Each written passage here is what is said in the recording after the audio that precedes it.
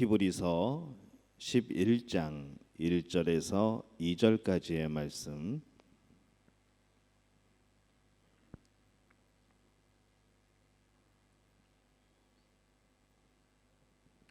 히브리서 11장 1절에서 2절까지 우리 한 목소리로 함께 봉독합니다. 믿음은 바라는 것들의 실상이요 보이지 않는 것들의 증거니 선진들이 이로써 증거를 얻었느니라. 아멘. 할렐루야. 하나님의 은혜가 오늘 2021년 첫날 금요일 저녁 이 첫 기도회에 참석한 우리 믿음의 가족들에게 함께 하시기를 예수님의 이름으로 축원합니다.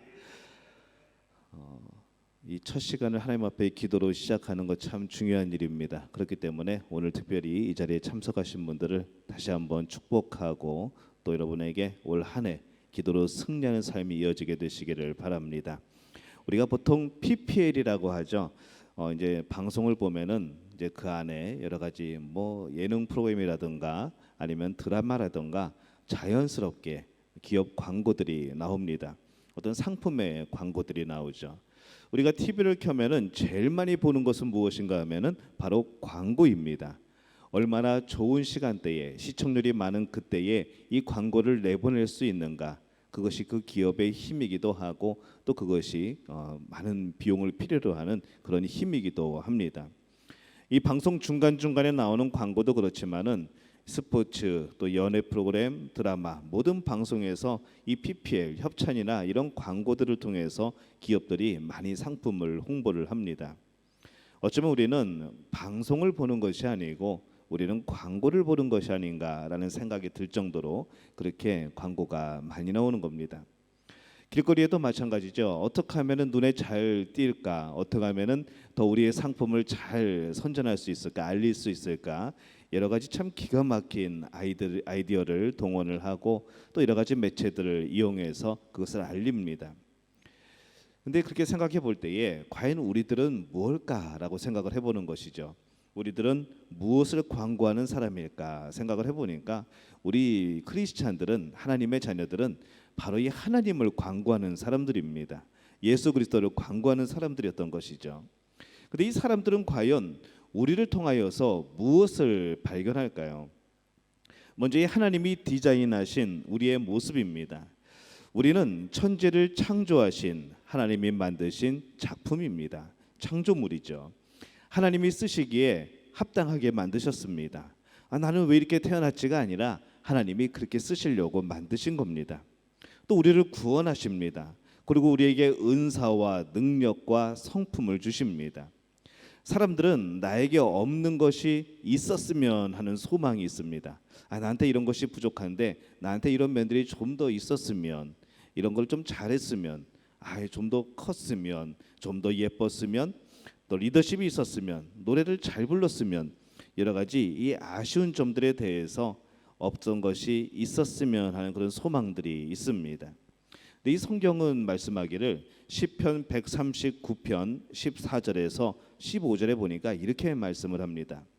내가 주께 감사하옴은 나를 지으심이 심히 기묘하심이라. 주께서 하시는 일이 기이함을 내 영혼이 잘 아나이다. 내가 은밀한 데서 지음을 받고 땅의 깊은 곳에서 기이하게 지음을 받은 때에 나의 형체가 주의 앞에 숨겨지지 못하였나이다 라고 고백을 합니다. 하나님이 만드셨다는 것이죠. 하나님이 계획이 있으시고 뜻이 있으셔서 우리를 이렇게 창조하셨다는 겁니다. 그리고 그것이 너무나도 기이한 일이라는 것이죠. 나를 나되게 만드신 하나님, 하나님의 뜻에 합당하게 만드신 그 놀라운 솜씨, 그것을 보면서 우리는 감탄할 수밖에 없다는 겁니다. 이 세상에 나와 같은 사람은 하나도 없습니다. 비슷한 사람은 있을지 몰라도 같은 사람은 없습니다.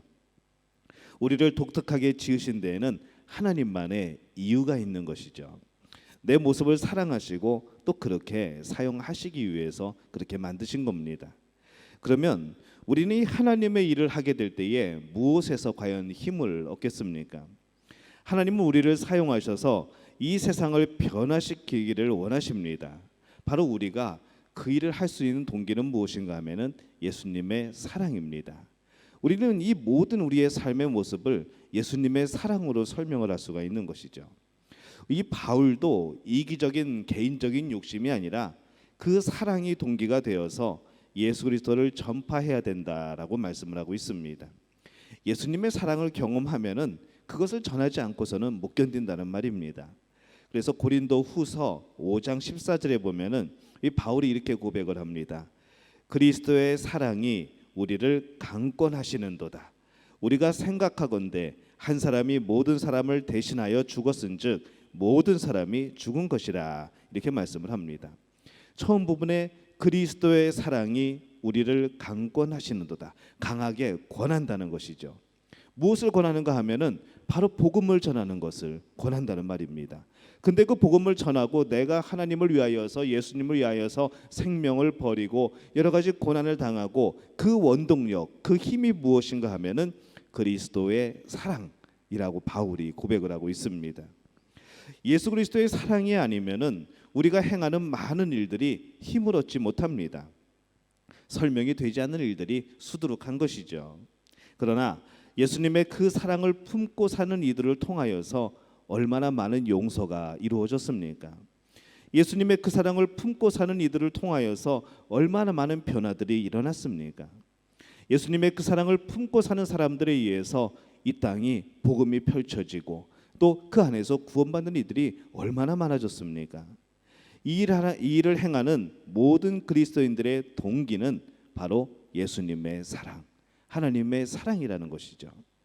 그래서 우리가 우리 안에 이 예수님에 대한 사랑, 하나님의 사랑이 힘이 되지 못하면은 우리는 아무것도 할 수가 없습니다.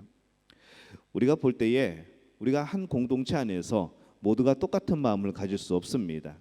관점이 다르고 생각이 다르고 관심 있는 것이 다르고, 나는 이렇게 받아들이는데 또 어떤 사람은 다르게 받아들입니다. 이 공동체를 어떻게 표현할 수 있겠고 어떻게 하나로 묶을 수가 있겠습니까? 이것은 예수님의 사랑이 아니고서는, 그리스도의 그 사랑이 아니고서는 절대 표현할 수도 없고 절대 이해도 되지 않는 그런 모임입니다. 근데 우리 안에 그 사랑이 있는지가 중요한 것이죠. 만약에 누군가 많이 미워진다면 우리 안에 예수님의 사랑이 식어진 것은 아닌가? 그 사랑이 강권하셔야지 우리가 그 사람을, 다른 사람을 사랑할 수 있는데 내 안에 그 사랑이 식어진 것은 아닌가? 내가 누군가 이해되지 않고 그 사람을 날마다 마음속에서 미워하고 그 사람에 대해서 무엇인가 내가 계속해서 그런 껄끄러운 마음을 가지고 있다고 한다면은 그것은 예수님의 사랑이 식어진 것은 아닌가, 다시 한번 생각해 볼 필요가 있습니다. 분명히 말씀드리지만 믿음의 공동체, 이 믿음 교회를 하나로 묶으시는 것은 그리스도의 사랑입니다. 그 사랑 외에는 우리를 묶을 방법이 없습니다. 그렇기 때문에 우리 안에 그리스도의 사랑이 풍성히 임하기를 기도하시기를 바랍니다. 때로는 내가 그런 마음이 들 때에 나는 정말 예수님 앞에 올바로 서 있는 상태에 있는가, 그 사랑이 내 안에서 뜨겁게 역사하고 있는가, 우리는 그것을 먼저 점검해 볼 필요가 있는 것이죠. 예수님의 사랑이 있으면 이해하게 됩니다. 예수님의 사랑이 있으면은 가엾게 여기게 됩니다. 예수님의 사랑이 있으면은 내가 굽힐 줄도 알게 되는 겁니다. 여러분 마음속에 예수님의 사랑이 넘쳐나게 되시기를 예수님의 이름으로 축원합니다. 우리는 또한 하나님의 인도하심을 신뢰해야 합니다. 잠언 3장 5절에서 6절 말씀에 보면은 이렇게 고백을 하죠. 너는 마음을 다하여 여호와를 신뢰하고 내 명철을 의지하지 말라. 너는 범사에 그를 인정하라. 그리하면 내 길을 지도하시리라. 이렇게 말씀을 합니다. 우리가 이 성경에서 보듯이 하나님은 실수가 없는 분입니다. 그 오랜 세월 하나님은 이 세상을 회복시키기 위한 계획을 진행하셨고 한치의 오차도 없이 그것을 이루어 가셨습니다. 그리고 이 땅에 예수님이 오셨죠. 한 번도 그 약속을 저버린 적이 없습니다. 너무나도 길고 너무나도 넓고 너무나도 깊은 사랑이고 너무나도 높은 사랑이기에 우리가 그것을 이해하지 못했을 뿐, 나의 삶의 연안에 그 안에 이것이 이루어지지 않아서 다만 못 보고 하늘나라에 갔을 뿐, 하나님의 그 계획은 변치 않으셨고 그 신실한 계획은 이루어졌습니다. 하나님은 그런 분이시라는 거죠. 그래서 이 하나님은 약속을 저버린 적이 없습니다. 오히려 마음을 다하여 하나님을 신뢰하지 못하고 내 눈에 보이지 않는다고 하나님을 의심하고 내 명철을 의지하고 범사에 하나님을 인정하지 못하는 우리 자신으로 인해서 우리는 실패의 경험을 하게 되는 겁니다. 하나님이 우리를 실패하게 하지 않으십니다. 하나님 우리가 좋은 것을 얻기를 원하십니다. 우리가 풍요해지기를 원하십니다. 우리가 더욱더 건강해지기를 원하시는 것이죠. 하지만 우리가 이해되지 않는 부분, 그 많은 부분 가운데서는 우리의 연약함과 우리의 하나님을 온전히 신뢰하지 못하는 그런 부분도 있다는 것을 우리는 인정을 할 필요가 있습니다. 범사에 하나님을 인정한다는 것은 신뢰입니다. 이 신뢰는 어느 부분은 하나님을 인정하고 어느 부분은 인정 안 하는 것이 아니라 모든 일에 범사에라고 말씀을 하고 있습니다. 모든 일에 하나님을 인정하는 것이죠. 모든 일에 하나님을 신뢰하는 겁니다. 근데 우리는 이것을 자주 실패합니다. 어떤 부분에 있어서는 이것만큼은 내가 하고 싶은 게 있는 것이죠. 우리는 많은 그런 일을 겪는데 내 인생의 진로를 결정할 때, 또 배우자를 선택할 때, 우리가 연애할 때 그런 일들이 많이 벌어집니다. 이 사람만큼은 놓치고 싶지 않은 것이죠. 하나님께서 보여주시고 때로는 길을 다르게 만드셨는데도 불구하고 이것을 포기하지 못합니다. 때로는 우리 자녀들에 대해서 포기하지 못하는 것들이 많습니다. 하나님은 우리 자녀들에 대해서 인생의 계획을 가지고 계십니다. 하나님께서 쓰시고자 하는 그 길로 하나님을 인도하고 계시는 거죠. 근데 우리가 볼 때에 우리의 눈으로는 그것이 보이지 않을 때가 있습니다. 우리 인간적인 생각으로 세상의 기준으로는 전혀 엉뚱한 방향으로 흔히 세상 사람들이 말하는 실패의 길로 걸어가는 것처럼 보일 때가 있다는 것이죠. 여러분 그런 순간에 하나님을 인정할 수 있겠습니까? 여러분 그런 순간에 하나님을 신뢰할 수 있겠습니까? 그럼에도 불구하고 성경은 모든 일에 범사에 하나님을 신뢰하고 하나님을 인정하라라고 말씀을 합니다. 내 자신의 지혜와 명철을 의지하지 말라는 것이죠. 하나님을 인정하면 하나님이 어떻게 해주십니까? 그 길을 지도하시리라라고 말씀을 합니다. 우리가 집에서 부모들이 아이들을 가르치는 것하고 학교에서 선생님이 가르치는 것하고 누가 더 잘 가르칠까요? 선생님이 잘 가르칩니다. 전문가가 더 잘 가르치는 것이죠.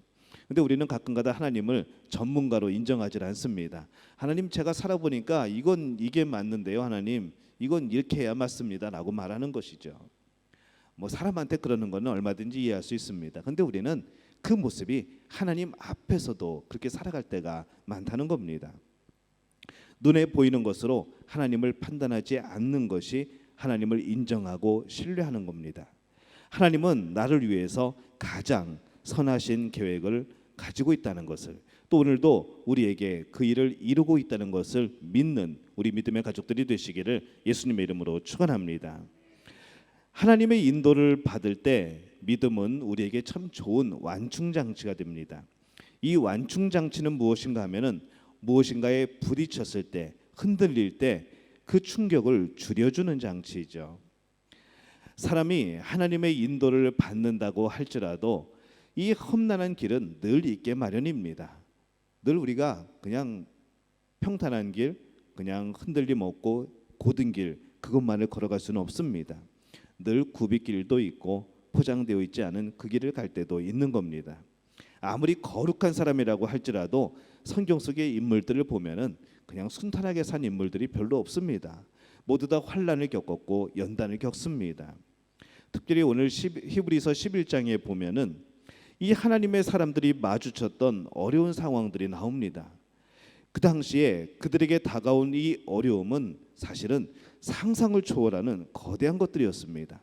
정말 저들이 그것을 감당할 수 있다는 것이 놀라울 정도로 그렇게 비참하고 그렇게 어렵고 그렇게 낙심이 되었고 눈앞이 캄캄해지는 그런 상황들을 겪었던 것이죠. 그런데 이 히브리서 11장의 핵심은 무엇인가 하면은 계속해서 나오는 한 구절이 있습니다. 뭔가 하면은 믿음으로 라는 구절입니다. 그들이 그런 엄청난 일을 겪었는데 그들은 믿음으로 승리했다는 것이죠. 그들이 아주 큰 어려움을 만났지만은 그들은 믿음으로 승리하였고 결국에는 하나님이 주신 복을 받았다는 겁니다. 계속 이것이 히브리서 11장에 나오는 그 말씀의 내용입니다.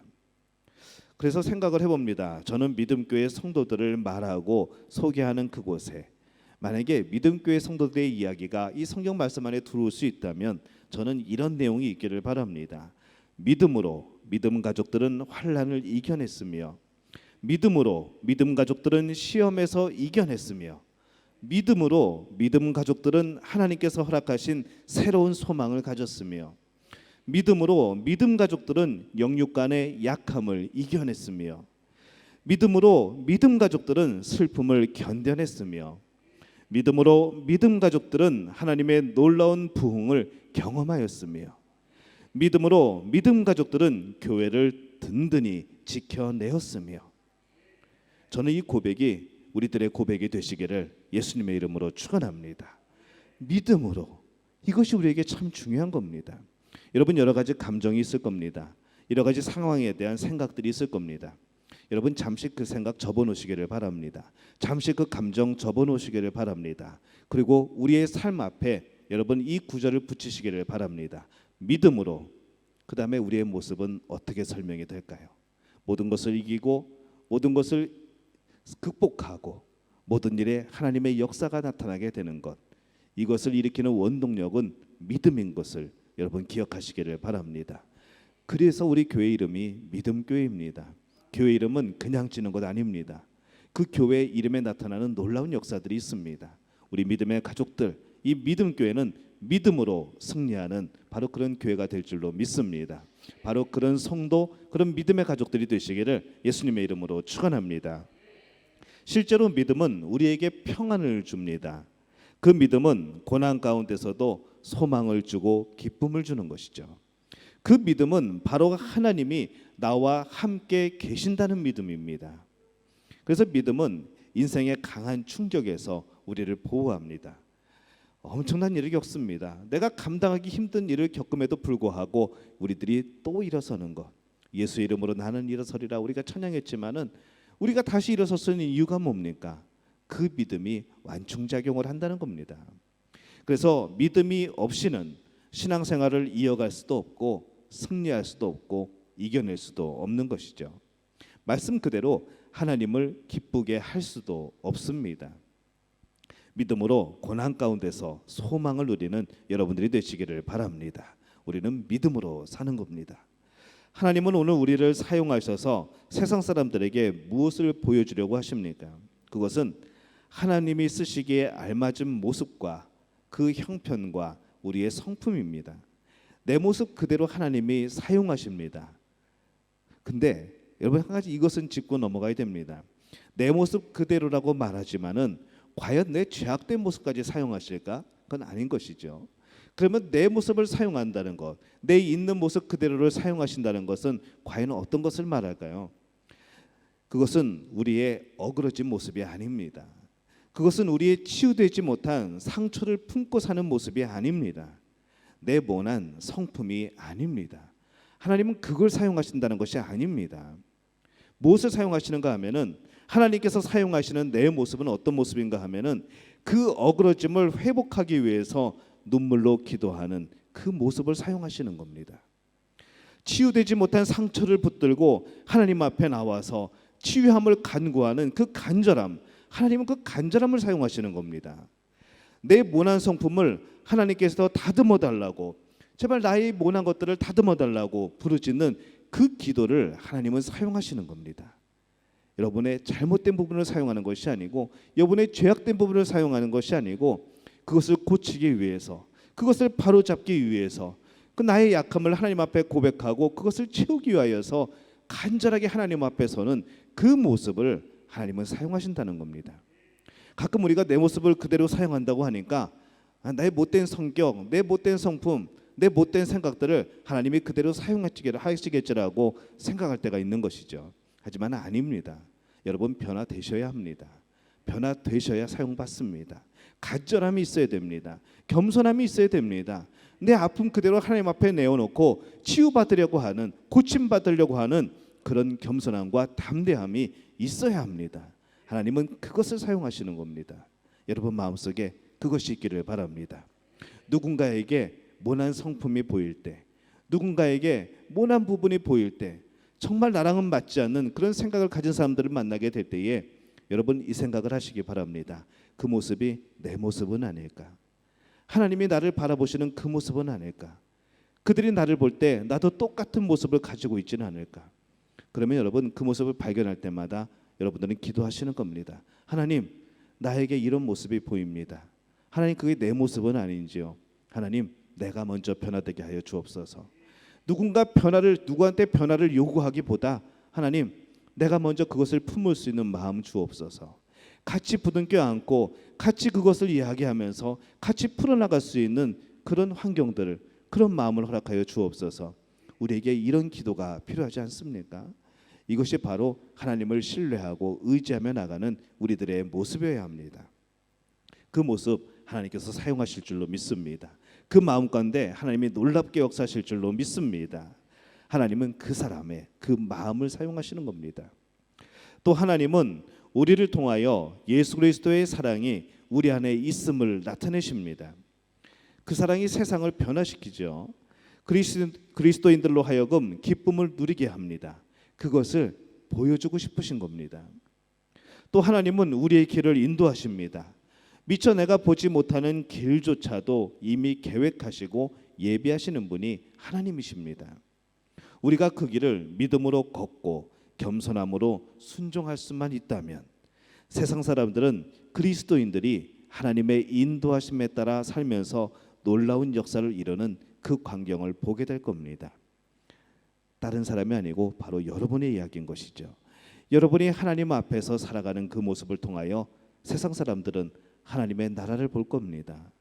하나님 앞에 순종하며 겸손히 살아가는 그 모습을 통하여서 세상 사람들은 여러분 안에 계신 하나님을 바라보게 될 겁니다. 바로 그 삶을 살라는 것이죠. 또 하나님은 이 굳건한 믿음이 하나님의 자녀를 얼마나 강하게 만드는지 세상에 보여주고 싶으십니다. 하나님을 믿는 그 믿음은 고난 가운데서도 하나님을 찬양하며 나가게 합니다. 우리는 여전히 하나님을 찬양하고 있습니까? 내 마음이 힘들다고, 내가 어려운 일을 당하고 있다고, 내 인생의 어둠의 터널을 지나가고 있다고 우리는 찬양도 잊어버리고 하나님도 잊어버리고 하나님이 비춰주신 그 빛마저도 그것은 길이 아니라고 외면하고 있지는 않습니까? 여러분, 하나님을 찬양하시기를 바랍니다. 슬프면 슬픈 대로, 아프면 아픈 대로, 어두우면 어두운 대로 하나님을 찬양하시기를 바랍니다. 그 찬양은 처음에는 애달픔으로 시작할지 몰라도, 처음에는 아픔으로 시작할지 몰라도 그 찬양 속에서 하나님은 여러분에게 위로를 주시고 길을 열어주실 것이고 빛을 비춰주실 줄로 믿습니다. 그렇기 때문에 우리는 찬양하는 겁니다. 바로 우리를 통하여서 세상에 예수 그리스도에 대한 믿음의 능력이 있음을 이 세상에 알리고 싶어 하십니다. 오늘 우리는 예수 그리스도를 믿는 사람들의 그런 사람들이 어떤 능력을 가진 사람인지 보여주고 있습니까? 내 안에서 예수 그리스도께서 역사하시는 모습들이 나타나고 있습니까? 어떤 상황 속에서도 나는 예수님만을 붙드는 그 모습을 다른 사람이 볼 수 있게 하고 계십니까? 여러분, 그 모습을 보여주시기를 바랍니다. 여러분 안에 예수 그리스도가 있음을 보여주셔야 합니다. 오늘 세상은 우리를 바라봅니다. 우리에게서 계속 뭔가를 찾고 있죠.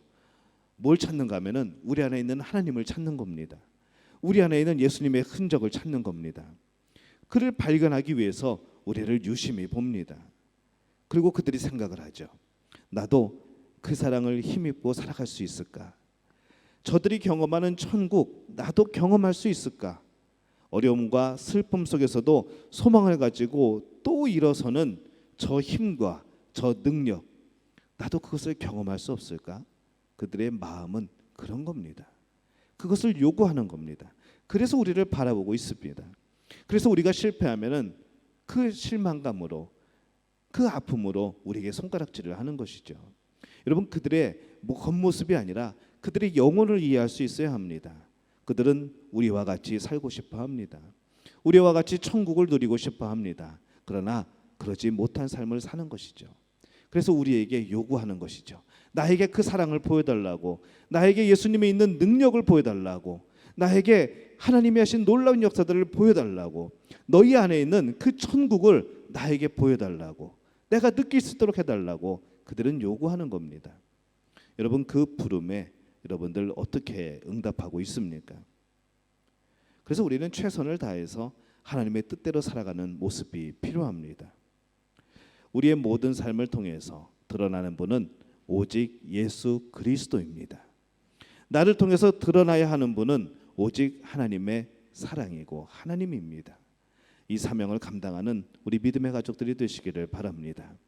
앞으로 많은 사람들이 우리를 쳐다볼 겁니다. 저들은 어떻게 살아가고 있는가? 저들은 이 상황에서 어떻게 또 일어서고 있는가? 저들은 이 아픔의 상황에서 어떻게 회복하고 또 천국을 누려가는가? 여러분 무엇을 보여주시겠습니까? 여러분 먼저 일어서시기를 바랍니다. 여러분 먼저 마음에 다시 한번 하나님의 사랑을 회복하시기를 바랍니다. 그리고 여전히 이 순간에도 앞으로도 하나님의 사랑이 나를 붙들고 계심을, 그리스도의 사랑이 나를 강권하시는 것을 믿으시기를 바랍니다. 그 하나님의 부름에 여러분 자신을 내어드리시기를 바랍니다. 하나님이 여러분들을 들어쓰시고 지도하시고 인도하실 줄로 믿습니다. 이 능력을 경험하는 우리 믿음의 가족들이 되시기를 예수님의 이름으로 축원합니다.